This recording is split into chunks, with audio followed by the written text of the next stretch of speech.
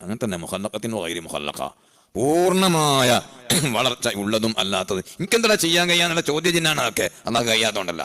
ഈ വലിയ യുക്തിവാദിയൊക്കെ പറഞ്ഞിട്ട് നടക്കുന്ന ആളുകളുണ്ടല്ലോ. ഞാൻ ചോദിക്കുന്നു, എന്ത് പരിഹാരമാണ് ഇത്തരം വൈവിധ്യങ്ങൾക്ക് ലോകത്ത് ഇന്ന് വരെ ഏതെങ്കിലും ഒരു യുക്തിവാദിക്ക് ചെയ്യാൻ കഴിഞ്ഞത്? ഇളക്കി നടന്നാൽ പോരല്ലോ. ഇങ്ങനെ വൈവിധ്യങ്ങൾ ഉണ്ടാകും, അത് പറ്റൂല. എല്ലാവരും കണ്ണ് കാണുന്ന ആൾ തന്നെ ആയിരിക്കണം, എല്ലാവരും ഒക്കമുള്ള ആളായിരിക്കണം. തീരെ കുറിയ ആളും പറ്റൂല, അധികം നീണ്ടാളും പറ്റൂല. കയ്യിൽ ഒരു വിരൽ ഒറ്റ കുട്ടി കയറാൻ പാടില്ല, കുറയാൻ പാടില്ല. ഇവനിക്ക് എന്താ ചെയ്യാൻ കഴിഞ്ഞിട്ട് ഇത് ഒരു ശക്തി ഇതിന്റെ പിന്നിലുണ്ട് എന്ന് അറിയാത്തവന്റെ തലയിൽ ചളിയാണോ? നിങ്ങൾ ആലോചിച്ച് ഒരു ചുക്കും ഇന്ന് വരെ ഒരു യുക്തിവാദിക്കും ഒരു വിഷയത്തിന് സൊല്യൂഷൻ ആയിട്ട് പറയാൻ കഴിഞ്ഞിട്ടില്ല എന്നുള്ളതാണ് ഏറ്റവും വലിയ പതനം. ഒന്നും ചെയ്യാൻ കഴിയില്ല.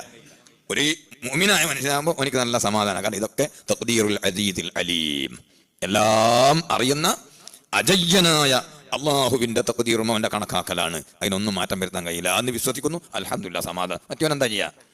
അവനിക്കിത് എങ്ങനെ ഉൾക്കൊള്ളാൻ കഴിയും? ഇരിക്കട്ടെ, ഞാൻ ആ ഭാഗത്തേക്ക് കടക്കല്ല.